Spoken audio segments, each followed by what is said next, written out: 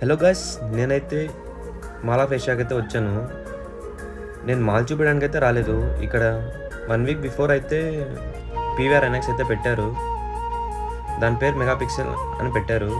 అది చూపించడానికి అయితే వచ్చాను. ఇదైతే ఎంట్రన్స్. మరి మాల్ కూడా చాలా బాగానే ఉంటుంది.